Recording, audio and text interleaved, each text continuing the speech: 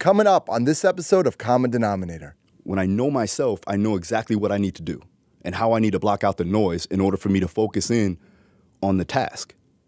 And then when you can focus and you clear away all the clutter, you can see the vision in its full transparency. Hi, and welcome to Common Denominator, where we focus on human connection and what brings us together. I'm Moshe Popack, and today, how to unleash your self-confidence and why believing in yourself means everything.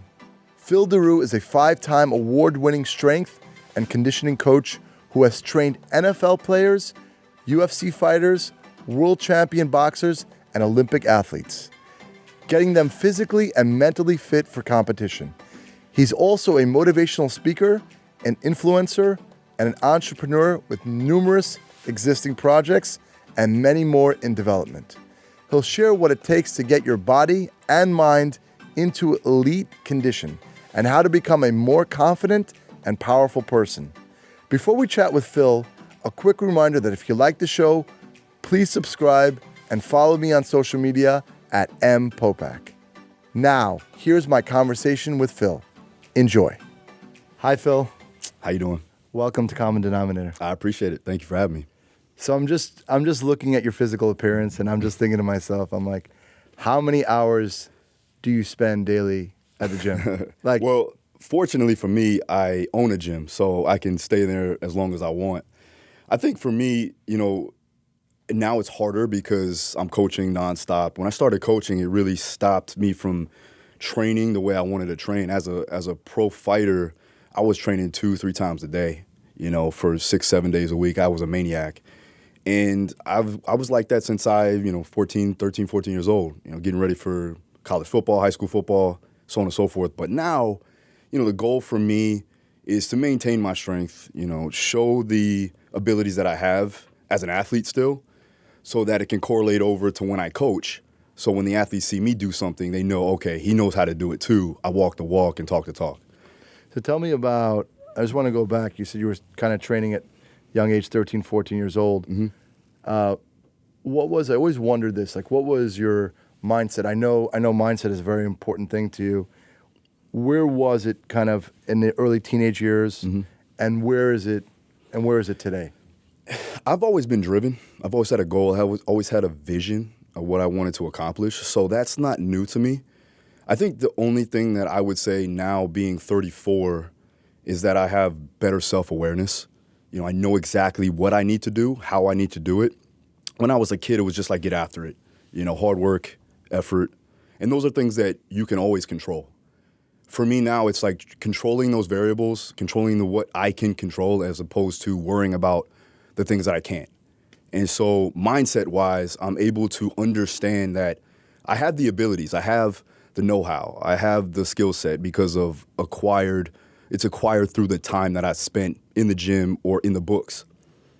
And for me, knowing yourself is key, right? So if I know my talents, I know what God has given me, what I've been able to do on this earth, and now increasing that over time, that allows me to stay mentally locked in, and not do things that are outside of the realm of my grasp, and see exactly what I can do to progress that.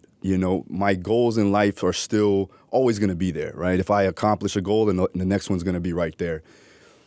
And for me, I think that I have these astronomical goals, but they're attainable if I can understand the strategy, put together the tactics, and have a system in place. And when you have that, you're going to be successful. And I love that about what you're saying, kind of like system. But I know a lot of people, when you're talking about knowing self, I always talk about kind of like you put the flashlight on yourself, and many people I'll meet that are suffering Mm-hmm. In their day-to-day life, and you can't do the work for anybody. People have to, and I always want people to try to avoid hitting rock bottom, but that is the beginning point of putting that flashlight to begin to be introspective. Yep. To begin to see yourself. Why do you find that knowing yourself is such an important element of your journey in life? It's a good question. I think it's because of the fact that when you know who you are, you know where you want to go, and you know the things that are going to take you there to get, or what you're going to need to do to get there. You know, so for me, like I said, that was the major turning point in my life when I found out exactly what I needed to do because of who I was, right? And peeling back the layers of talent, right? So there's things that, okay, yeah, I'm athletic, you know, I have the ability to communicate, but why? You know, and you just keep asking yourself why. And if you have passion to help people, then you're going to be in a good position to do so. But if you don't have that passion, then you have to go a different route. And when I was a fighter, as an athlete, you have to be very selfless, or selfish, I should say. As a coach, you need to be selfless. And when I found out that I wanted to take care of people and help people, there was that switch. And I was trying to juggle two different sides of myself. Whereas I wanted to be an athlete, I wanted to be successful in my own right, but then I wanted to take care of the people that looked upon me to help them. And so for a long time, I was juggling three things at once, trying to manage a business, trying to train athletes, and then also train myself. And if you're doing so much at once and there's not a true focus point, at least for a particular amount of time, those things are going to be successful. They're not going to be wins. So you take a couple L's and you learn in that process of, okay, what do I need to change? What do I need to pivot out of in order for me to be successful in my own right? And when I found out, again, knowing myself, this goes back to the question, when I know myself, I know exactly what I need to do and how I need to block out the noise in order for me to focus in on the task. And then when you can focus and you clear away all the clutter, you can see the vision in its full transparency and go for it. You talk about the clutter, and this is what I want to definitely let the audience know. I know no matter what I'm doing, there'll be days where there'll be the most negative thoughts that are going on in my head of self-doubt, of, who knows, this can't be accomplished. But why though? Why do you feel like that? I feel that, but what do I do? Because I feel it's natural to humans. Okay. But I feel also, well, what am I doing? I've seen that before, meaning in my journey, and I think of myself. We were talking before the show that my nature's extreme, so my tendency could go, okay, I could take my nature and I could do negative things, drugs, alcohol, you name it, or I can take it and be extremely busy with putting out positive things into the world, and I just want to put awareness to that every single person, the way I see it, many people that I'm speaking to from all walks of life, even A-list actors, top hedge fund guys, they'll have days where it's rough in their mind, and I think that going back to that kind of self-awareness, if you kind of put that light on it, if you don't ever look at it, then it can eat you up inside. True. But the more tools, I think of like tools and a tool belt, really relating to kind of what you're saying, writing it down, high goals. Yep. And that's what I've seen on the top performers in this world. They have super focus on what they can do, right? I mean, I'm sure that's what you've seen. See, X Factor, man, is like tuning out all the clutter and the noise. I've worked with, the best athletes in the world, the best fighters in the world, world champions, and the greatest thing that they're able to do, and I separate them from good to great, because good fighters are good. They have the talent, they have the athletic ability, they may have the skill set, but they don't have the mental capacity to withstand the noise. And the ones that can, they block that out. Even on the biggest stages, they're able to do so and perform at a high level. So you have to look at yourself as a high performer, no matter what you're doing. You could be working at a grocery store, and no offense to anybody doing that. We all need that. But it takes somebody to understand, like, this is my job. This is what I've been put here to do. This is what I get paid to do. I need to take advantage of the situation and block out all the other things that aren't going to get me to my end goal, right? And then you got to figure out what's your why. Why are you doing this? And it could be for a greater cause. You may be washing cars or bussing tables, but it's for an end goal. It's not just to do that as an end mean, right? It's to give you the money or to give you the capital to go ahead and do other things that you want to achieve. So figuring out your why is so important, whether that be intrinsic or whether that be for other things. I've heard one of my favorite books, and I've quoted a lot, is Viktor Frankl's book, Man's Search for Meaning, you know, and where he talks about exactly your point. He talks about if you have a great, passionate why, then how is irrelevant. Exactly. How is irrelevant. Yeah. So I've seen that. And as a coach, I'm thinking about, you know, you mentioned about the great, and I speak to people about it. You take a Roger Federer or Michael Jordan or Kobe Bryant. Certain athletes, what is happening? Is there just a moment in time as a coach that you've seen and you've separated them that it just kind of clicks, that you know that their DNA has shifted? What exactly is happening in those moments? I believe that they are finding out their true purpose. I think they figured out a way to calculate the next steps by understanding why they've been put here. I think when you find your purpose in life in general, like what exactly are we doing here? Why are we actually here itself? And whatever your thoughts are, whatever your beliefs are, it's really finding that one particular aspect of your thought process. And then from there, it's putting together a game plan, just like you would in any fight, just like you would in any sport, right? We have to figure out what's going to be the best way to win this game. And that's the game of life. I like that. Always to have that mindset. I've heard that from a young age, is that life is exactly that game. If you don't take, there's going to be wins and losses, and you just go through life. If you can, and exactly also to that point, if you can learn from those losses, if you can learn and grow and pivot, keep pivoting, you know, over and over. And I know, you know, just, and we were talking a little bit about before the show, just in general about training. So I have my almost 17-year-old and my 15-year-old. Yeah. My 17-year-old is about core strength. He's using this tonal, really just keeping it, you know, really basic, eating well. And then my 15? Not my 17-year-old.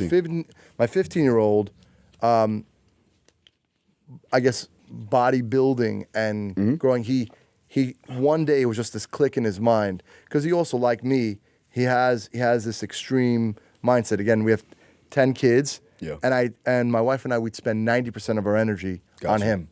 And then one day we're just talking to him. We think we're talking for years and years and years. We think he hears nothing we're saying. And then one day he just clicked on to hitting the gym. We have this kind of hole in the wall gym, and literally he's like, I got my stuff. You know, he knows what he's got to take with him. He's got his bag, and just dedicate 2-3 hours a day. And then that's just, and it completely brought down his energy, completely focused. He's doing great in school now. But do you find any drawbacks at kind of 15 for him to really, you know, go into this kind of lifestyle?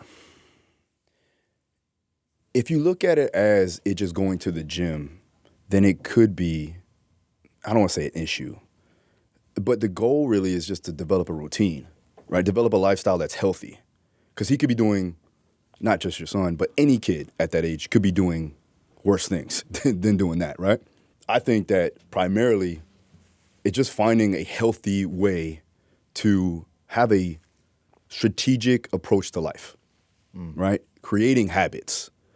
And with those habits, they will transfer over. They will have high correlation over to life, whether that be in business, whether that be in his home life as a man, as a husband, you know, as a father. You create those habits based off of the routines that you've gained over your young years. Right. And that's what happened with me. Like, I think that sports actually changed my life and my mindset, because I could have did way worse. And I could have went down a path, you know, way worse than where it was. Yeah. And having sports as a means to understand teamwork, having the understanding of I need to be there for my teammates. On top of that, it gets you to understand, okay, I need to be scheduled. I need to have a routine there. I need to make sure that I'm practicing, so accountability. And then giving yourself the opportunity to give out effort that is going to teach you down the line. Like, things aren't always going to be sweet. And you got to be able to withstand those hardships. You got to be able to push away the governor in your mind telling you to stop. Those are the things that it gained in the weight room, in the gym, as a sport, with jiu-jitsu, same concept.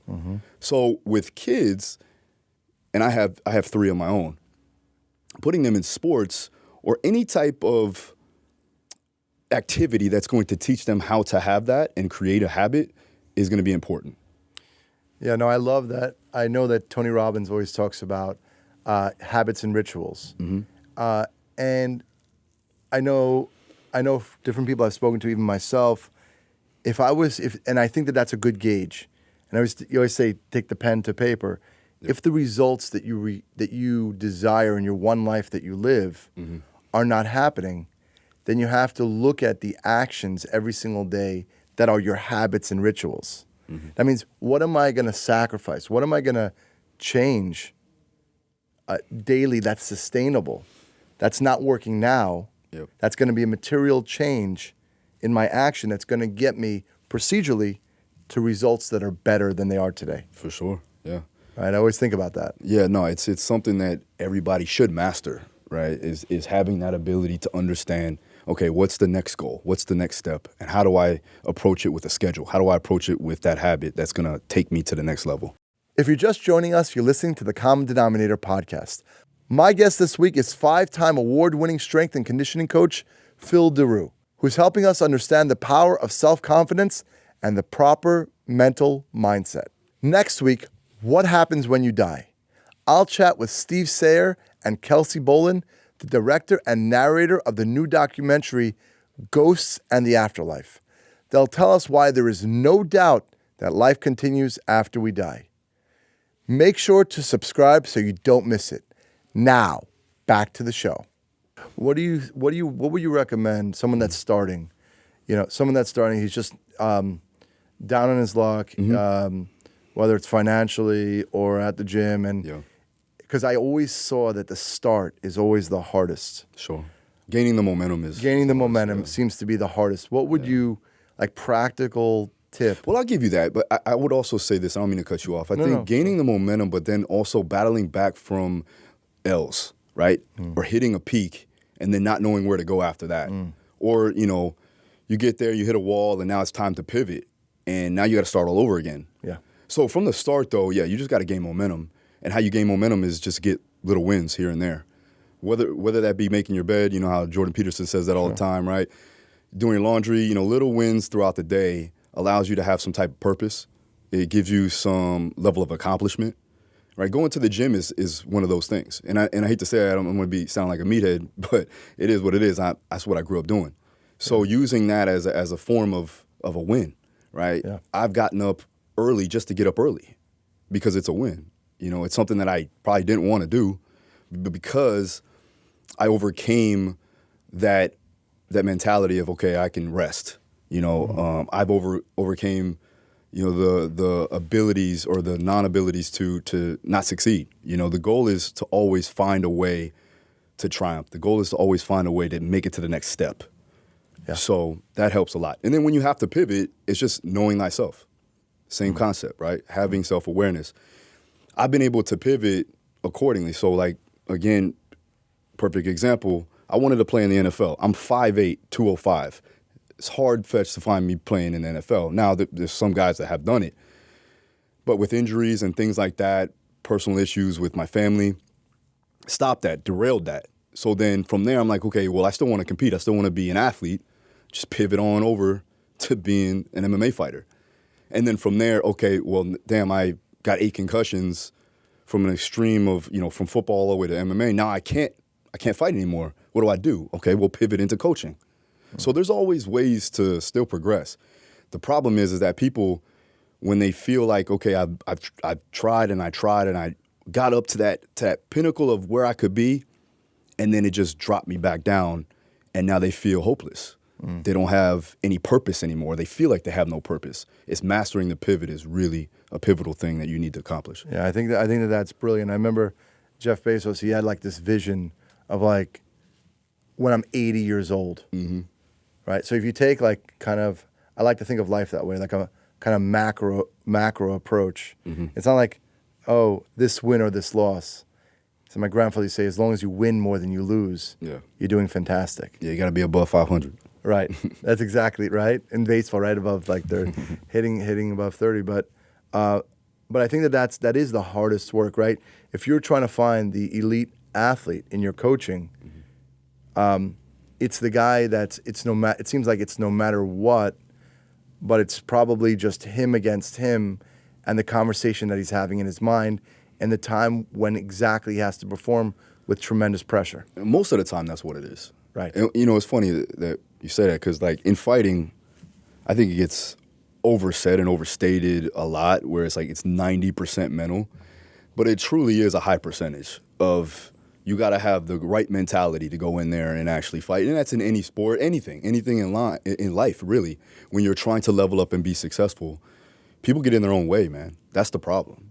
And that's where those little wins come into play because you have a past record of how you can accomplish things. But if you never have those, you don't know that you're capable of doing it.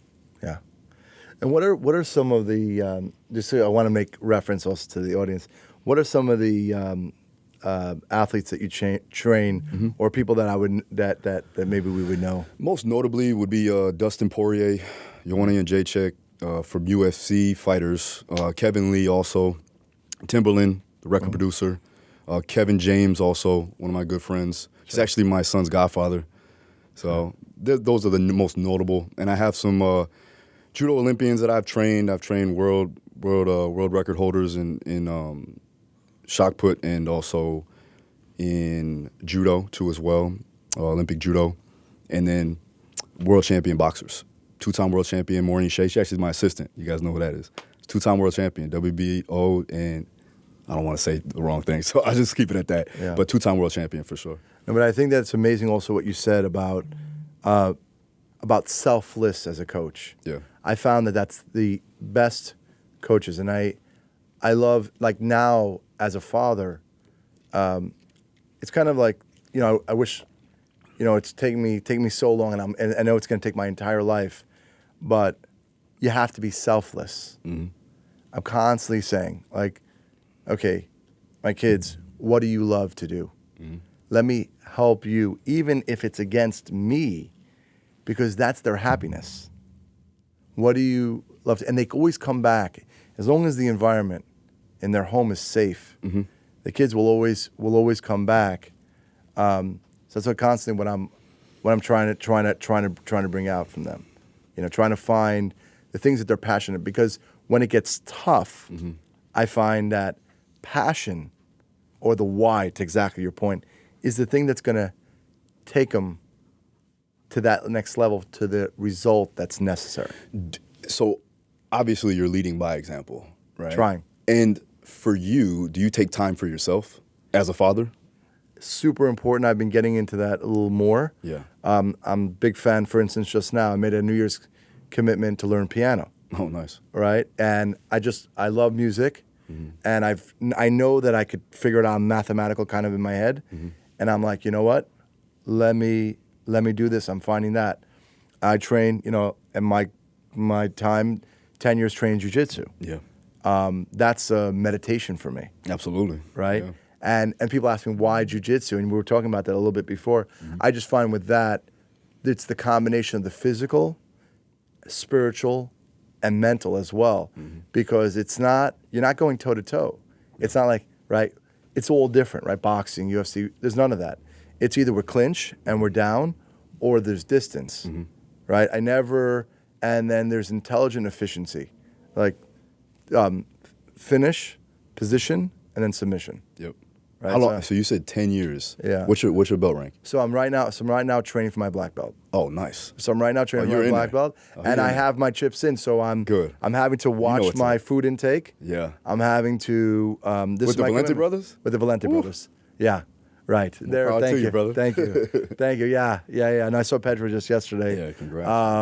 And I know what it is, but I've been a brown belt for over 2 years. Yeah. And so I know me, right? So if I want to go to that level where it's earned without ego, where it's really, really earned, I know what I'm doing wrong. I know the sacrifices that I'm going to need to make.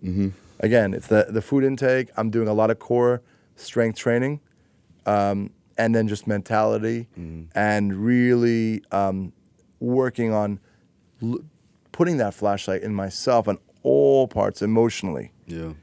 Because that's what it is. If you're being suffocated and there's 2 or 3 people on top of you, can you bring your heart rate down? Can you be super, super calm and just go somewhere else? And explain how you need to deal with that. How do you get to that point where you can deal with that? Well, I think of survival, right? I think it all starts from survival. What do you want? Again, the why. This is because whatever I do, it just became important for me to try my best, not in making believe, is really physically, mentally, again, spiritually, doing everything, showing up to everything the best that I possibly can. Well, you had 10 years in the game, right? So to get back to that point, it's that you've put yourself consistently in those positions, so it becomes second nature. Right. So in the beginning, when you first start walking, you don't know how to walk. You fall a bunch of times, right? You may be a little bit nervous. I don't know. You got to go back to when you're a baby. But the goal is whenever you do something new, it's a little nerve-wracking. But I'm guaranteeing you that the guys that jump out of planes on a consistent basis, it's like a walk in the park. Where somebody like myself, I go there, I'm a little bit on edge, right? Because I haven't done it that much. Same thing in jiu-jitsu. Like when you first start and somebody's trying to choke you out, your first instinct is to just like flail around and try to get out of it. But you know when you're in a bad position, you know when you're in an okay position, and you know that you need to get out. And that comes through having unconscious competence and knowing everything that's going on around you. And that's why guys at the level that you're at know how to stay focused, and they know how to stay controlled and calm in the face of that adversity, for sure. And that's the same thing that happens when you put yourself every day in a state of adversity. It becomes second nature, and now you can deal with it. Right. I love those words, getting comfortable being uncomfortable, always. Yeah, And the absolutely. more, right? And that's what I think about. And it's I think P. Diddy says, can't stop, won't stop. Right? So you keep yourself really busy so the noise in your head doesn't have a chance to sneak up on you. Right? Just action. Yeah. Action Exactly. towards specific short and long-term goals. I believe in that, but I also believe in living in that fear a little bit too. You know, soaking that fear up and accepting it, but overcoming it in a sense of, I know it's here, I know what I'm feeling, but I can get through it, as opposed to just blocking all of it out and basically saying that it's not there, it's not there, it's not there. It is there. Yes. You know? And when you go into competition, it is there. But it's how you cope with that situation is really what is the key. Yeah. I always think about like conscious observer, like flow state. Yeah. Can you be extreme things that to the outside world seems extreme, but you're just flow? And I love trying to maximize that. So it's tremendous pressure, but you're cool. How do you get in a flow state? I think of just meditating on it a lot. It has to be mindset. It doesn't work every time, but I remember how much I hate not being in flow state. Remember how much I hate being controlled by my emotions. Yeah. I hate it so much because it wouldn't provide the correct results. So just such an anger towards it that I would prefer to just be good. When you meditate, are you doing breath work? Are you doing visualization? Both of those. Yeah. Both of those. I also have an infrared sauna. Nice. And I like to do kind of like this Wim Hof breathing. Sure. Do it's like an 11-minute, go to like 130, 140 degrees. And it just really, really settles me. Yeah. And I try to do that either before I go to sleep, and it sets up the day for the next day, or in the morning, just, again, the night before, organizing my thoughts, and in one day at a time.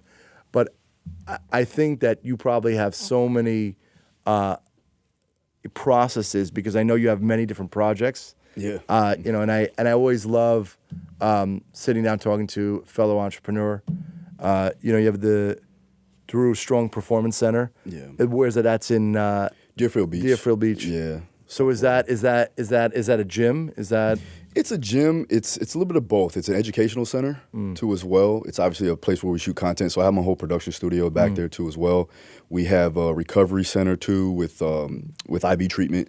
So I'm trying to take over that entire, basically that shopping center that's there. It's in my old neighborhood, and that neighborhood needs to be helped in a lot of ways. Sure. Right. So there's a lot of crime in that area.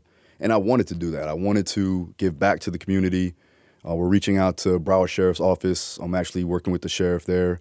We're reaching out to the mayor, commissioner, Sure. and just creating awareness for the community. That's the main thing for the actual facility. That's what I want to do. So there's three main focuses. There's obviously training, and we train our athletes there, train general pop, all personal, so private and semi-private. It's not a membership gym. You have to have a personal trainer to train you there. We're also doing seminars, workshops, things like that, because I want to educate my athletes. I want to educate my coaches. Yeah. The biggest thing that I've been able to do with this platform and with my brand is help coaches from around the world. So I'm globally recognized for my methods and my protocols based on combat sports training. I've been able to mentor over 5,000 coaches from around the world, which is, it's humbling for me to say that because people actually are interested in the things that I do, which is awesome, right? Yeah. But now I want to bring those people into my actual place that I work, right? How I actually do things from a day-to-day basis. And when you can see that, you can see how I communicate with athletes. It's a different feel than me just going to do a seminar. For sure. And putting things online and so on and so forth. So we're focusing on that.